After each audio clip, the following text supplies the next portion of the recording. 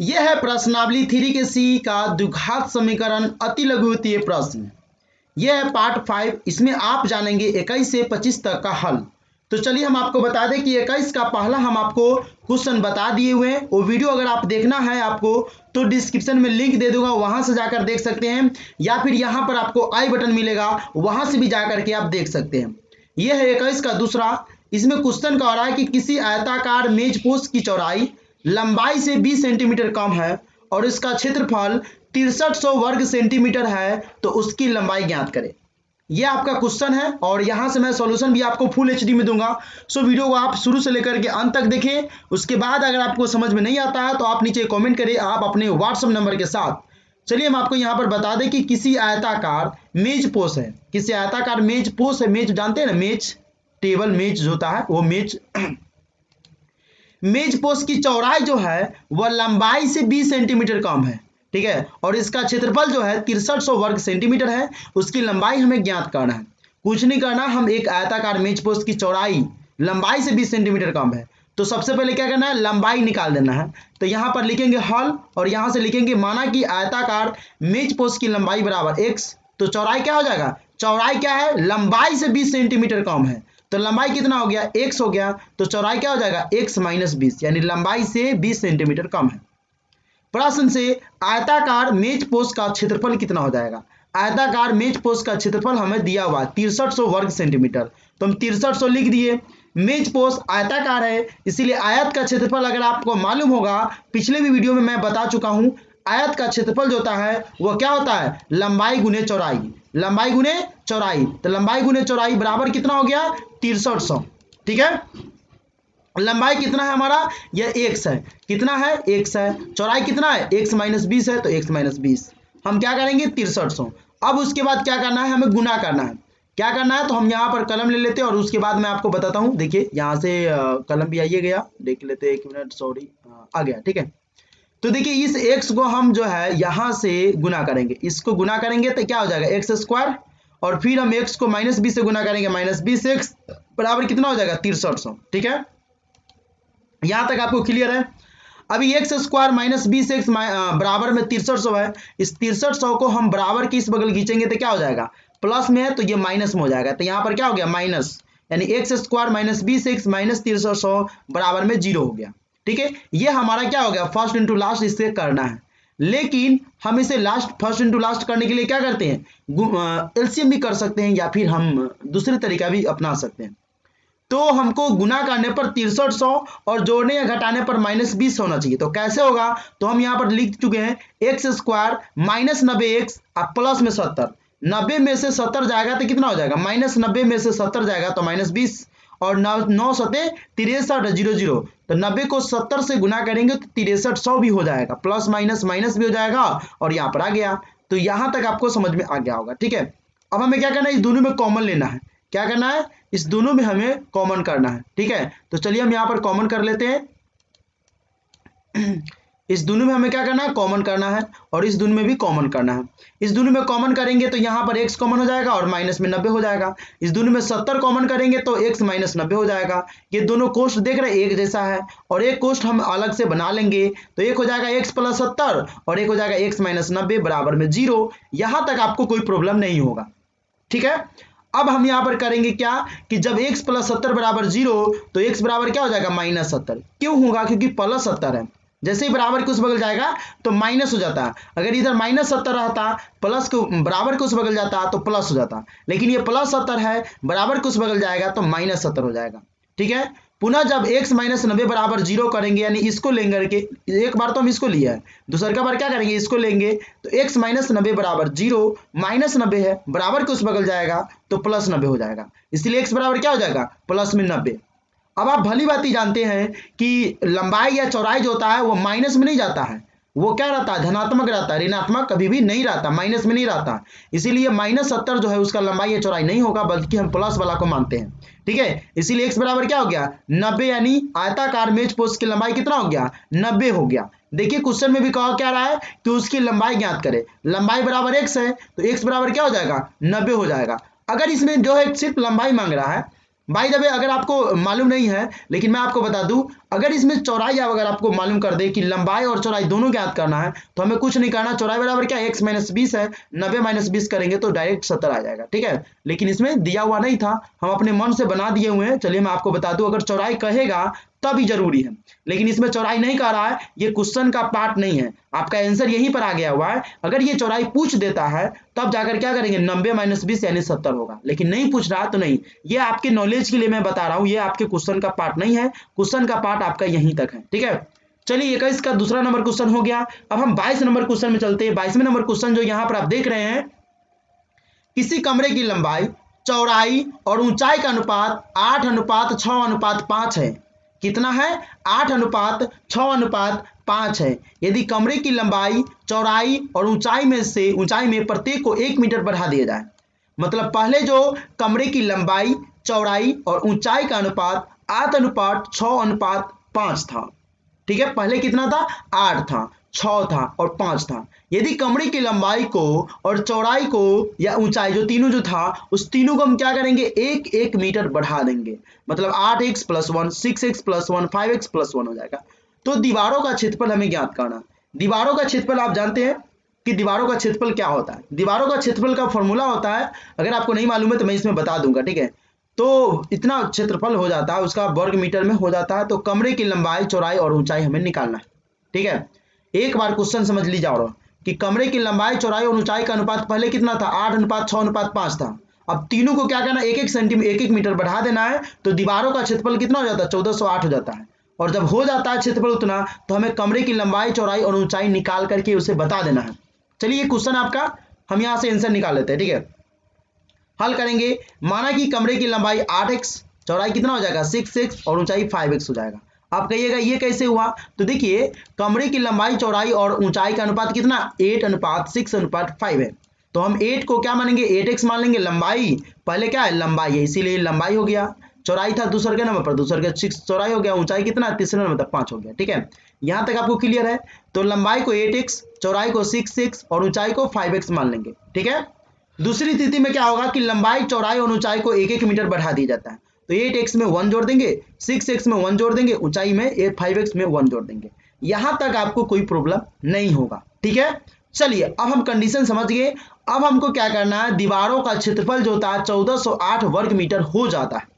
तो 4 दीवारों का क्षेत्रफल जो होता है 2 इंटू लंबाई प्लस चौड़ाई गुने ऊंचाई होता है। ये इसका फॉर्मूला होता है, जिसे मैं गोल कर देता हूं, अंडरलाइन कर दे रहा हूं, आप इसे लिख ले। दीवारों का क्षेत्रफल कितना होता है, 4 दीवारों का क्षेत्रफल हमें ज्ञात करना है। तो 4 दीवारों का क्षेत्रफल जैसे ही अगर हम ज्ञात करेंगे तो लंबाई चौड़ाई तो रहता ही है, उसमें ऊंचाई भी ऐड हो जाता है। तो 2 इंटू लंबाई प्लस चौड़ाई, 4 दीवार है तो 4 दीवार में 2 इंटू लंबाई प्लस चौड़ाई। लिखिए एक तो घर बनेगा, मान लेते कि दीवार है हमारा, मान लेते हैं ये दीवार है हमारा, ठीक है। तो मान लेते कि लंबाई और चौड़ाई दोनों एक जैसा है, ठीक है। लंबाई चौड़ाई तो हो गया, 2 गो लंबाई हो गया, 2 गो चौड़ाई हो गया ना। लेकिन इसका ऊंचाई भी तो हमें मालूम करना है कि कितना ऊंचा है। तो ऊंचा के लिए हम क्या करेंगे, एच को इसमें जोड़ देते हैं। ये पूरा ऊंचाई होता है, पूरा ऊंचाई हम इसे मालूम करेंगे, इसीलिए इसमें ऊंचाई भी होता है। तो ये आपको अंडरलाइन कर देते हैं, इसे आपको याद करना है, क्योंकि ये फॉर्मूला ही काम का है। ये फॉर्मूला अगर आपको नहीं याद होगा तो आप पता लग गया कि बगल में बच्चा, शहर में डिडोरा, आप पीटते रह जाएंगे, ठीक है। तो ये फॉर्मूला है, फॉर्मूला याद होगा तो आप ऑटोमेटिक बना सकेंगे। 4 दीवारों का क्षेत्रफल जो होता है, बराबर में यहाँ पर छूट गया तो बराबर मैं दे देता हूँ, 2 इंटू लंबाई प्लस चौड़ाई गुने ऊंचाई होता है। 2 इंटू लंबाई प्लस चौड़ाई गुने ऊंचाई होता है। यहां तक आपको समझ में आ गया। ये फॉर्मूला आप लिख लीजिए जो मैं अंडरलाइन कर दिया हूं। चलिए प्रश्न से क्या करेंगे, हमें फॉर्मूला ज्ञात करना है। तो फॉर्मूला में लंबाई कितना 8x + 1 है, ठीक है। चौड़ाई कितना है 6x + 1 है और ऊंचाई कितना है 5x + 1 है। तो हमें ये लंबाई और चौड़ाई को जोड़ देना है, ठीक है। तो ये बड़ी कोष्ठ में है, 2 से गुना करना है। तो 8x और 1, 6x 1, ये तो मल्टीप्लाई सबके साथ है, बराबर में कितना होता है 1408 हो जाता है, ठीक है।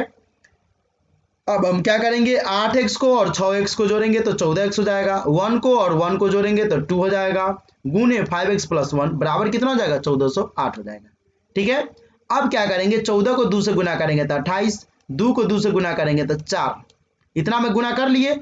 अब हमको 5x + 1 में भी गुना करना है, ठीक है। 28x + 4 को 5x + 1 में भी गुना करना है। तो हम यहां से देखेंगे कि कैसे गुना करना है, ठीक है।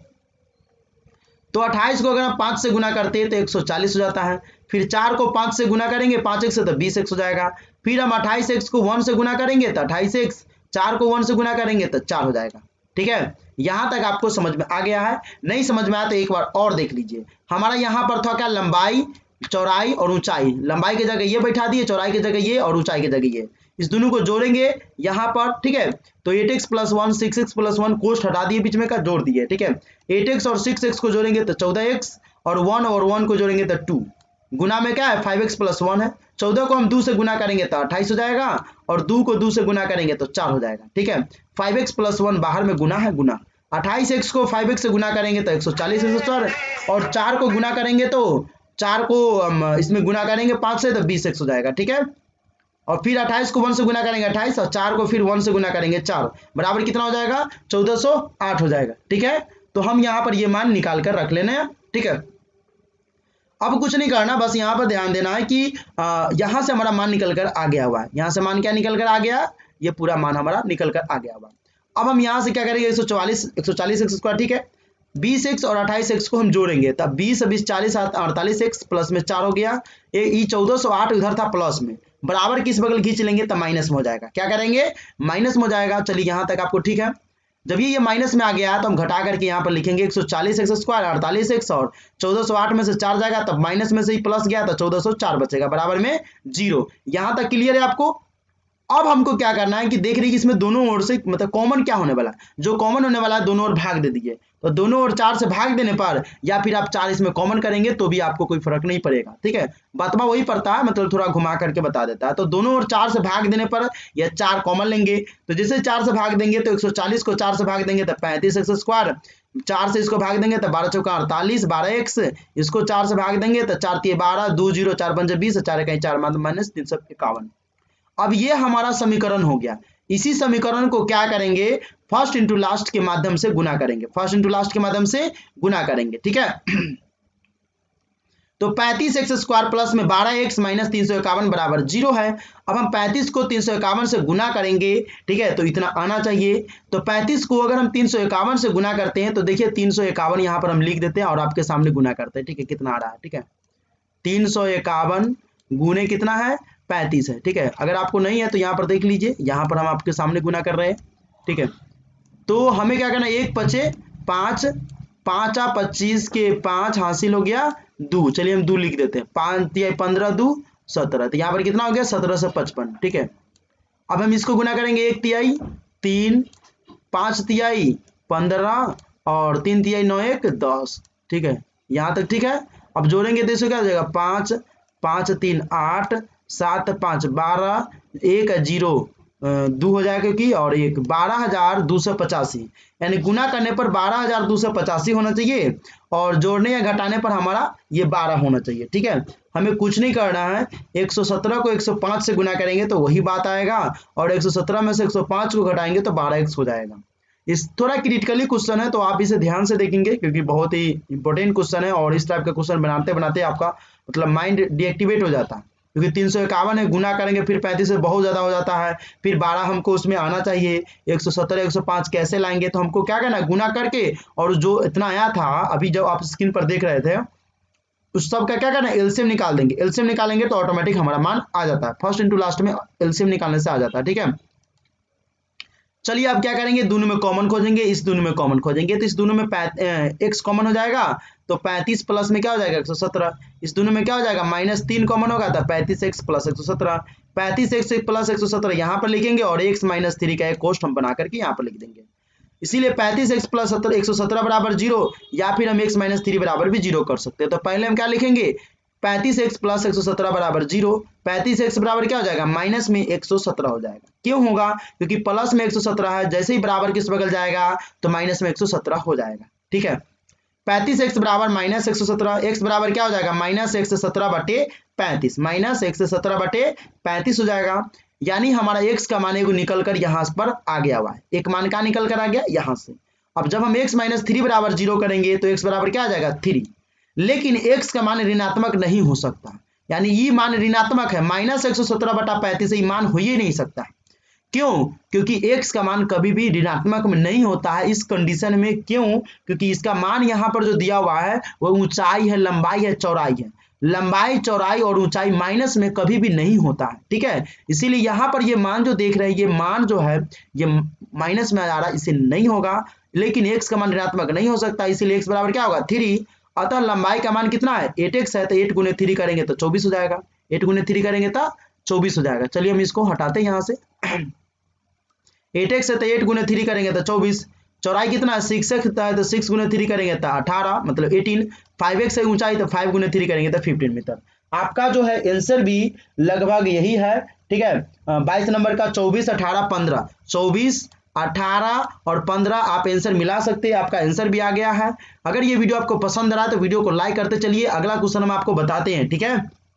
अगला क्वेश्चन है 23 नंबर। एक बरामदे की लंबाई चौड़ाई से 3 मीटर अधिक है। क्या कह रहा है कि लंबाई जो है ना वो चौड़ाई से 3 मीटर अधिक है। केकरा से? तो चौड़ाई से। यदि क्षेत्रफल और परिमिति के सांख्यिक मान बराबर हो, यदि क्षेत्रफल और परिमिति दोनों का मान जो है, सांख्यिकी मान जो है वो दोनों बराबर है, मतलब क्षेत्रफल का मान और परिमिति के मान दोनों आपस में बराबर है, तो पहले नंबर में हमको क्या ज्ञात कर रहा है कि चौड़ाई को x मानते हुए एक समीकरण लिखे और बरामदे का विस्तार मतलब डायमेंशन निकाल देना है, ठीक है। विस्तार का मतलब होता है एक तरह से लंबाई गुने चौड़ाई, ठीक है। चलिए, तो हम कथी कह रहा है कि लंबाई जो है चौड़ाई से 3 मीटर अधिक है, ठीक है। तो सबसे पहले हम क्या मानेंगे, जिससे कहेगा 3 मीटर अधिक है उसी को सबसे पहले मान लेंगे। तो माना कि बरामदे की चौड़ाई बराबर क्या हो जाएगा x मीटर। तो लंबाई क्या है, लंबाई जो है चौड़ाई से 3 मीटर अधिक है, तो इसीलिए लंबाई का मान कितना हो जाएगा x प्लस 3 हो जाएगा, x प्लस 3 मीटर हो जाएगा। अब कह कथी रहा है कि क्षेत्रफल और परिमिति दोनों बराबर है, तो क्षेत्रफल बराबर, प्रश्न से क्षेत्रफल बराबर परिमिति। अब जानते हैं कि बरामदे की लंबाई और चौड़ाई, तो बरामदे की लंबाई चौड़ाई मतलब क्षेत्रफल क्या हो जाएगा, लंबाई गुने चौड़ाई होता है। तो लंबाई का मान कितना है x प्लस 3 है, ठीक है, और चौड़ाई का मान कितना x है। तो चौड़ाई गुने लंबाई या लंबाई गुने चौड़ाई, बतवा तो वही पड़ेगा ना। तो x गुने x प्लस 3 बराबर परिमिति क्या होता है 2 इंटू एल प्लस बी होता है। एल प्लस में बी होता है। एल प्लस बी का मतलब क्या हो गया, एल से लंबाई हो जाता है और बी से चौड़ाई होता है। 2 इंटू लंबाई प्लस चौड़ाई। लंबाई का मान कितना है, मतलब मान लेते हैं x है और इसका चौड़ाई का मान, ठीक है, चौड़ाई का मान कितना है x है और लंबाई का मान x प्लस 3 है। लंबाई प्लस चौड़ाई या चौड़ाई प्लस लंबाई कोई फर्क नहीं पड़ेगा। एक में 2 जोड़ेंगे तब या 2 में 1 जोड़ेंगे तब बात आंसर 3 ही पड़ेगा, ठीक है। तो इसे कोई फर्क नहीं पड़ता, जोड़ घटा में कोई फर्क नहीं पड़ता, हम माइनस में कुछ फर्क पड़ जाता। चलिए गुना कीजिए, x को x से गुना करेंगे तो x स्क्वायर, फिर x को 3 से गुना करेंगे 3x, इधर क्या करेंगे x को जोड़ेंगे तो 2x और प्लस में 3, ठीक है। यहां तक आपका कंडीशन ठीक है। अब क्या करेंगे x स्क्वायर और 3x को इधर सीधा रखेंगे, इधर हम गुना करेंगे, 2 को 2x से गुना करेंगे तो 4x और 2 को फिर 3 से गुना करेंगे तो 6, ठीक है। अभी दोनों मान को क्या करेंगे, बराबर के इस बगल हम खींचेंगे। क्या करेंगे, बराबर के इस बगल खींचेंगे तो x स्क्वायर प्लस में 3x, ये 4x है माइनस 4x हो जाएगा, 6 है माइनस 6 हो जाएगा, बराबर में कितना हो जाएगा 0 हो जाएगा, ठीक है। अब हमको क्या करना है, यहाँ पर देखेंगे 4 माइनस में प्लस में, तो 4 में से 3 घटाएंगे तो कितना बचेगा, घटा किस में से, तो माइनस में से, तो माइनस वाला चिन्ह रह जाएगा, 4 में से 3 जाएगा तो x माइनस 6, यानी x स्क्वायर माइनस x माइनस 6 बराबर कितना हो जाएगा, ये 0 हो जाएगा। हमें इसी का समीकरण अब निकालना है यहीं से, मतलब अब ये फर्स्ट इंटू लास्ट यहीं से निकाल कर देना है इसको, ठीक है। तो गुना करने पर कितना कर रहा है कि 6 होना चाहिए, जोड़ने घटाने पर 1 होना चाहिए। तो 3 को 2 से गुना करेंगे तो 6 और 3 में से 2 करेंगे तो 3 में से 2 घटाएंगे तो माइनस x हो जाएगा, ठीक है। तो यहाँ पर क्या करेंगे x स्क्वायर minus 3x plus 2x, minus 3x को 2x से गुना करेंगे तो देखिए x स्क्वायर माइनस 6 स्क्वायर हो रहा है, 3x को माइनस 3x को 2x से गुना करेंगे तो माइनस प्लस माइनस 3 दूना 6 x के x स्क्वायर हो जाएगा, ठीक है। माइनस 3x में 2x को घटाएंगे तो माइनस x हो जाएगा, माइनस 6 का 6 हो जाएगा। अब क्या करना है, अब क्या करना है, दोनों में कॉमन लेना है, इस दोनों में कॉमन लेना है।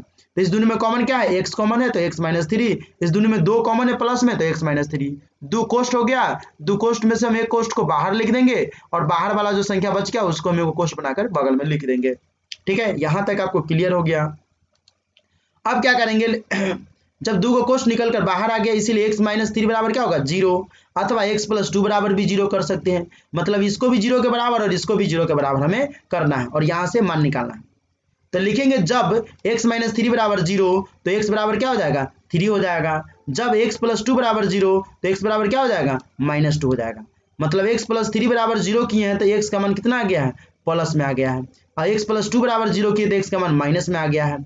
लेकिन हम आपको बता दें कि लंबाई, चौड़ाई और ऊंचाई का मान माइनस में नहीं होता, इसीलिए -2 इसका नहीं होगा, बल्कि प्लस वाला मान होगा। प्लस वाला मान कौन है? 3 है, तो 3 वाला मान होगा, माइनस वाला मान नहीं होगा। इसीलिए चौड़ाई ऋणात्मक संभव नहीं है, इसीलिए बरामदे की चौड़ाई क्या हो जाएगा? 3 मीटर हो जाएगा। विस्तार ज्ञात करना है तो लंबाई गुने चौड़ाई, लंबाई हमें मालूम है, लंबाई मालूम है तो 6 मीटर गुने 3 मीटर। मान लीजिए कि x का मान कितना आ गया? x का मान हम 3 लेंगे, तो हम यहाँ पर माने हुए, चलिए x की जगह क्या करना? 3 रखना, तो चौड़ाई क्या हो गया? 3, लंबाई करेंगे 3 और 3 + 3, मान लीजिए यहाँ पर 3 रख देते हैं और 3 जोड़ेंगे तो कितना हो जाएगा? 6।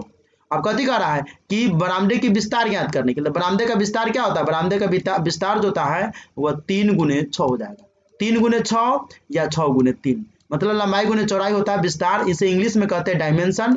लास्ट वाला पार्ट अगर आप नहीं देखें तो देख लीजिए, यही लास्ट वाला पार्ट है, यहीं से हमें ये लास्ट वाला पार्ट को ध्यान करना है, ठीक है, क्योंकि माइनस वाला मान तो लेंगे नहीं और प्लस वाला मान 3 आ गया, तो 3 यहाँ पर रखेंगे तो विस्तार बराबर 6 मीटर गुने 3 मीटर होगा, और ये भी आपका आंसर में दिया हुआ है कि 6 मीटर गुने 3 मीटर, ठीक है।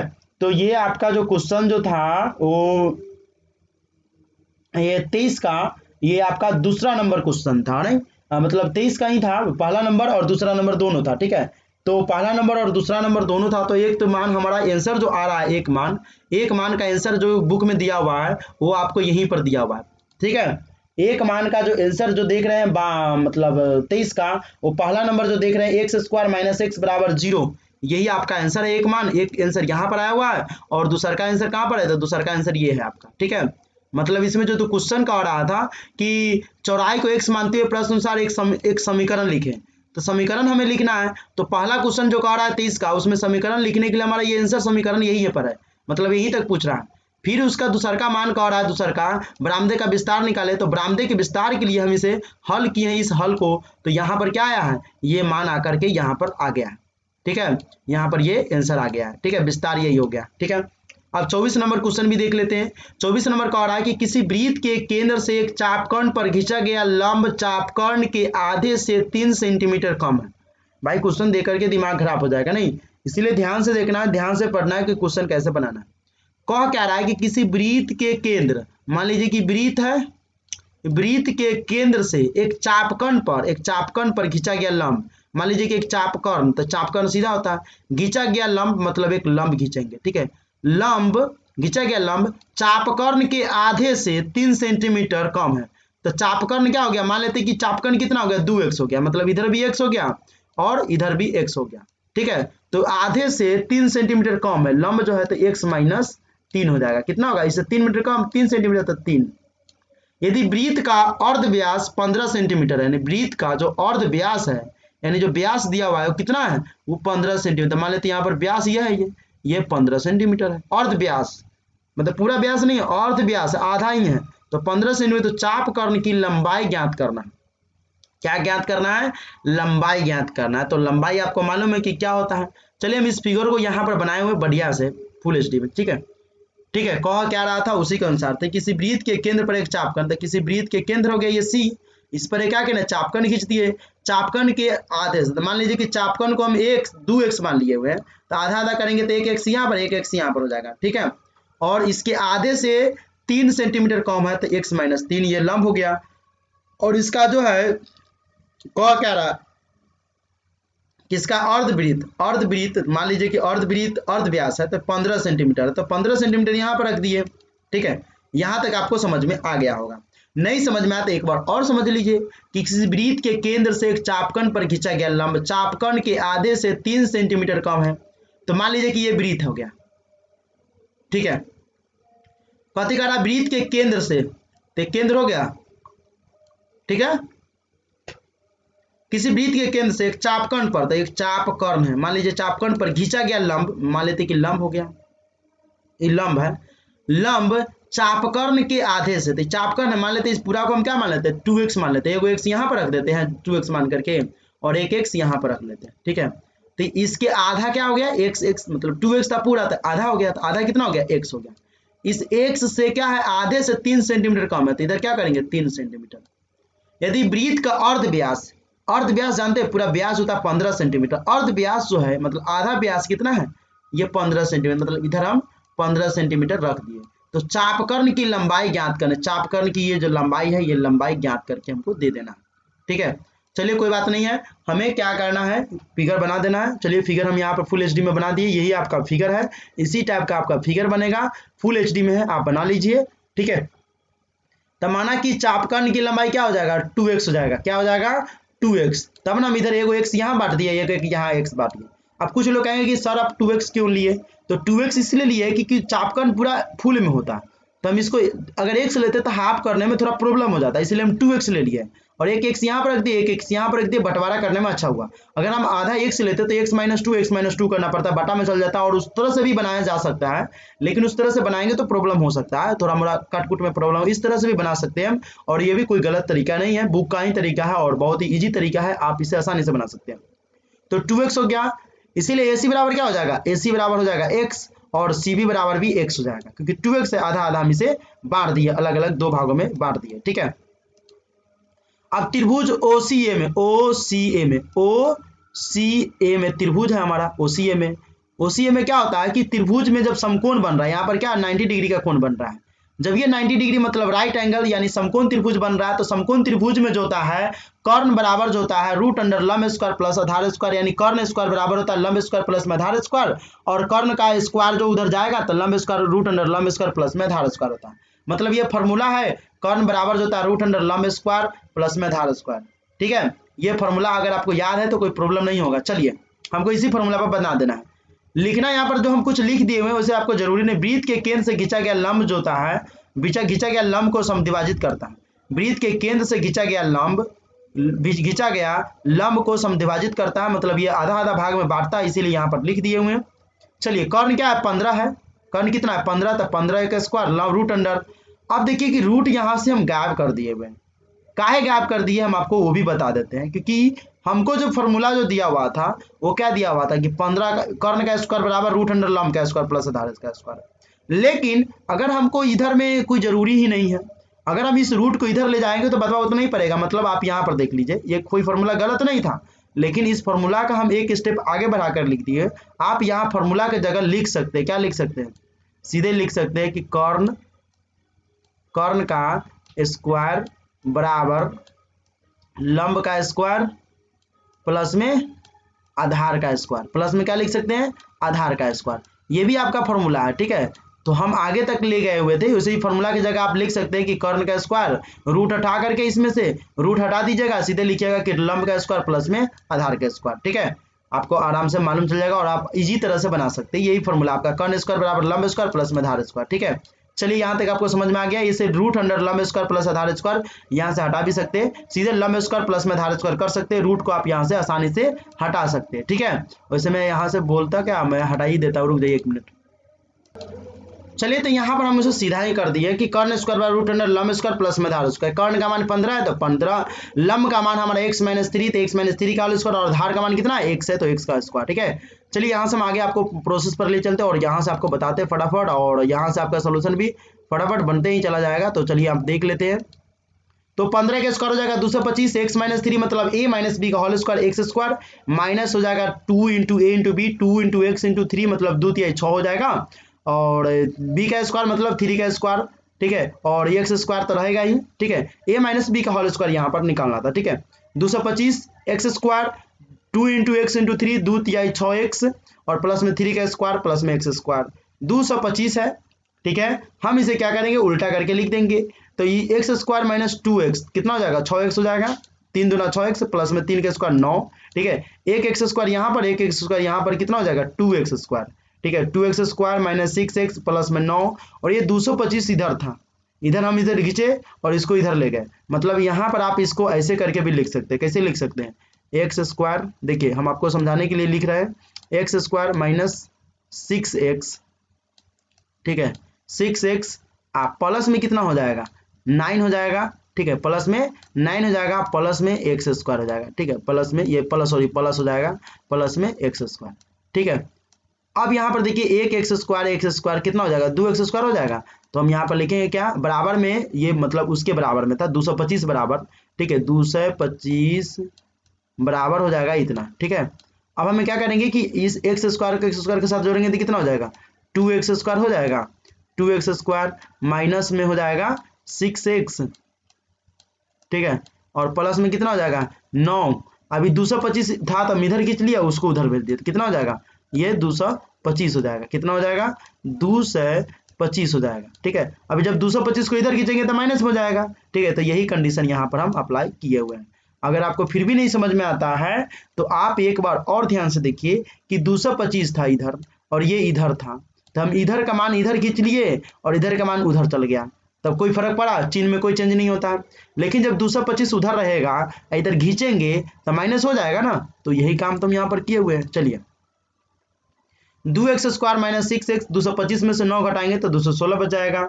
दो से दोनों ओर भाग देने पर या 2 कॉमन ले सकते हैं या भाग दे सकते हैं, ठीक है, बात तो उतना ही पड़ता है।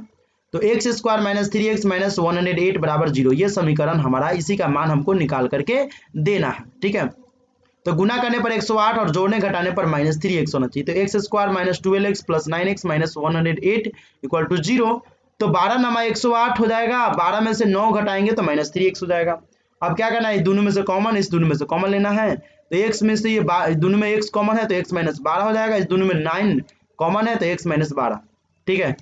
अब क्या करेंगे x माइनस 12 यहाँ पर है और x प्लस 9 यहाँ पर है, तो x प्लस 9 यहाँ पर, x माइनस 12 बराबर में कितना हो गया 0, ठीक है। इसीलिए x माइनस 12 बराबर 0 अथवा x प्लस 9 बराबर 0, हम दोनों को 0 के बराबर करेंगे।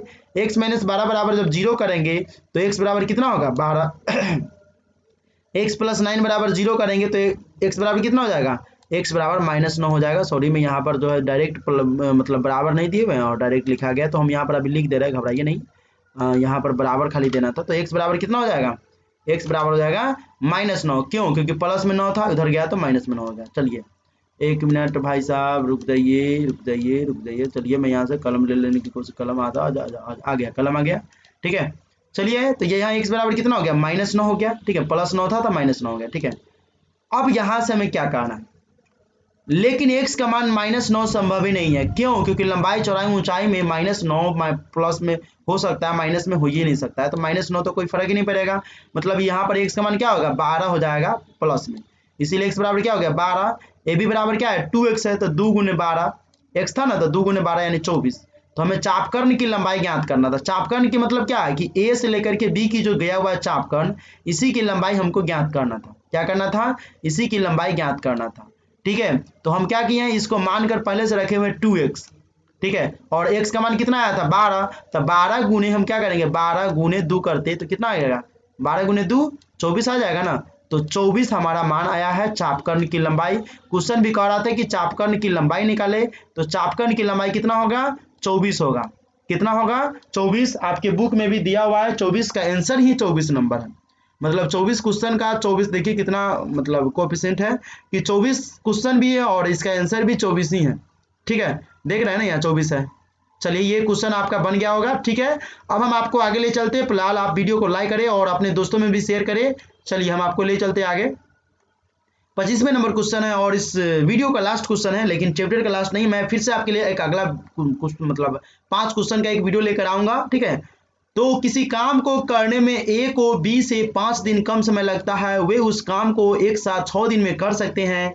ए और बी अलग अलग मतलब अलग अलग लिखिए, अलग अलग कितने दिनों में उस काम को कर सकते हैं। बाय द वे ये टाइपिंग गलत हो गया तो हम इसे ठीक कर देते हैं। चलिए यहाँ से हम अलग अलग कर लेते हैं, भाई साहब गलत हो गया है, चलिए अलग कर लेते हैं, चलिए अलग, सॉरी, चलिए हम यहाँ से अलग टाइप कर ले भाई, ग कहाँ गया, ग आ गया। चलिए तो ए और बी अलग अलग कितने दिनों में उस काम को कर सकते हैं। कह रहा है कि किसी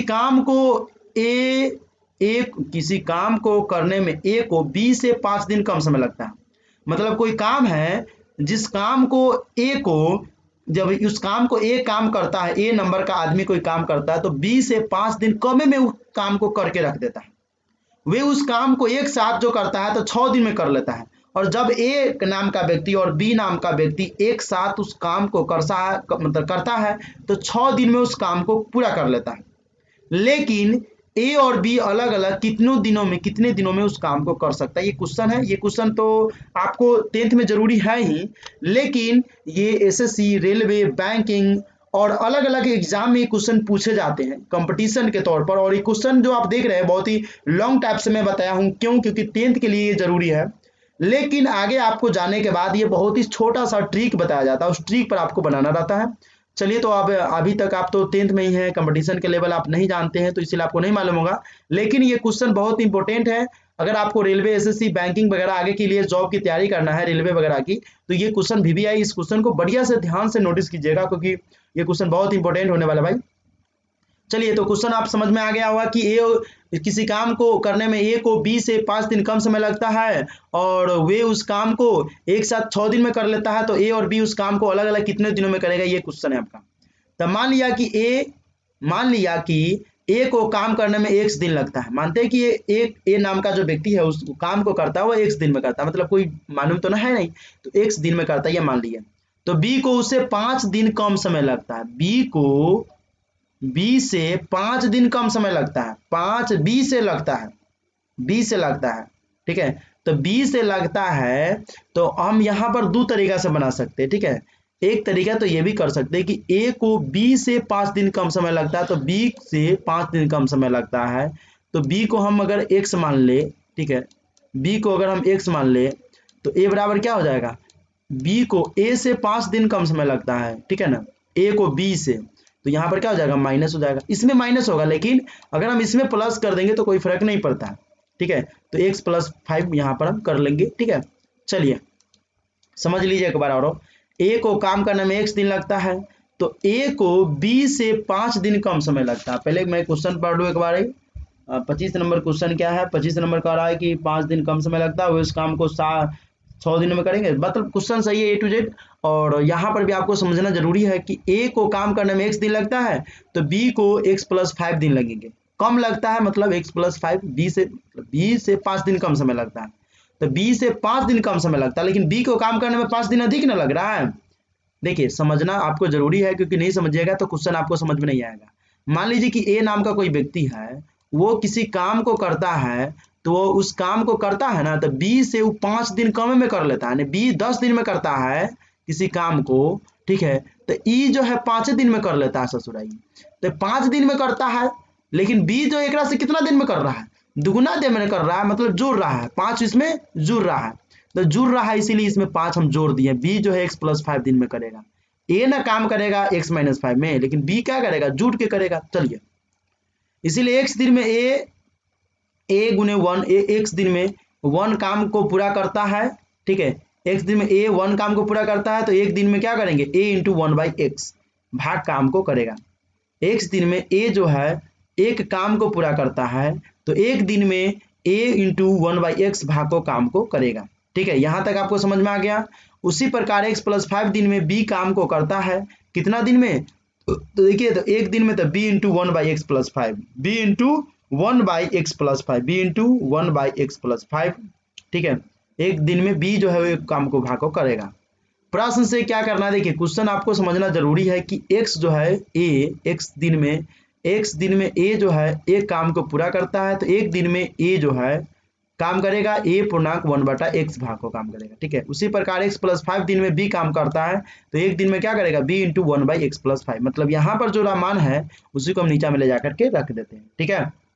चलिए, प्रश्न से a + b मिलकर 6 दिन में पूरे एक काम को करता है, क्या करता है, 6 दिन में पूरे एक काम को करता है, तो 6 दिन में पूरे काम को करता है, तो 6 × 1/x प्लस में 1/x + 5, a यहाँ से हटा देना है और b यहाँ से हटा देना, क्योंकि दोनों को तो मिला देना है, दोनों का मान हमें लिख देना है।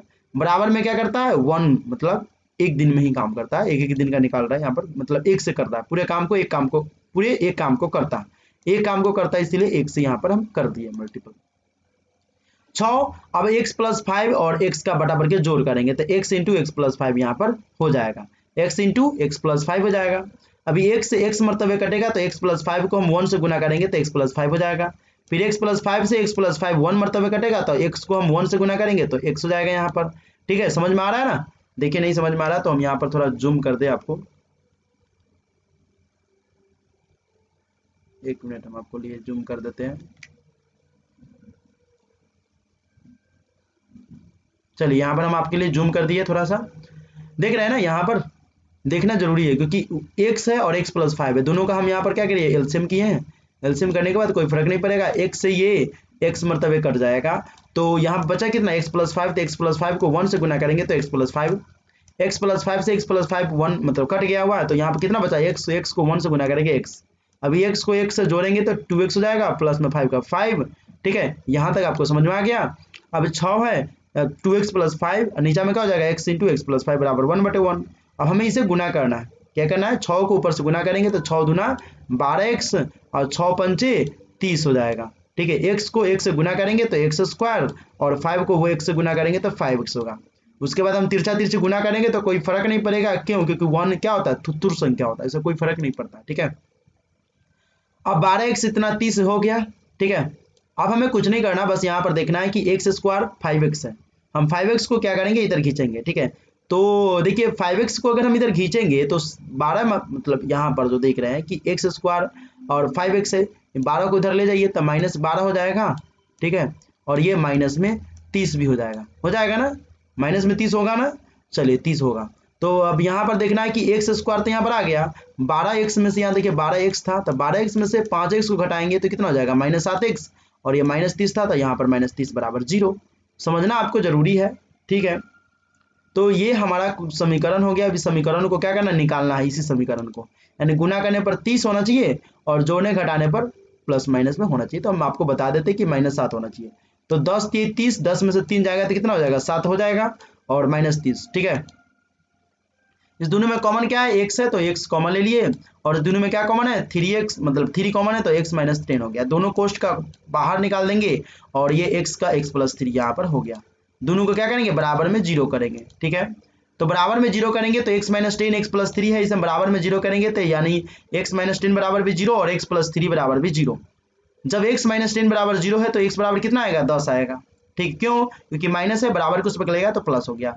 जब x + 3 बराबर 0 तो x बराबर क्या हो जाएगा माइनस में 3 हो जाएगा, माइनस में ये 3 हो जाएगा। ठीक है, टाइपिंग में बाय मिस्टेक हो गया हुआ है, तो x बराबर क्या हो गया -3। लेकिन x का मान ऋणात्मक नहीं हो सकता है, क्या हो सकता है, ऋणात्मक नहीं हो सकता है, नहीं होगा तो हम यहाँ पर क्या करेंगे x की जगह 10 ले रखेंगे, क्या रखेंगे 10 रखेंगे। तो चलिए हम यहाँ पर 10 रख लिए, यहाँ x बराबर क्या हो गया 10, यानी a जो है 10 दिन में तथा b जो है x + 5, यानी x की जगह 10 रख देंगे तो 15 दिन में, यानी a जो है उस काम को 10 दिन में करता है तो b उस काम को 15 दिन में करेगा। क्यों, क्योंकि b जिस काम को कर रहा है उससे 5 दिन कम में ये काम करता है, तो 15 दिन में b कर रहा है तो 5 दिन कम यानी 10 दिन में।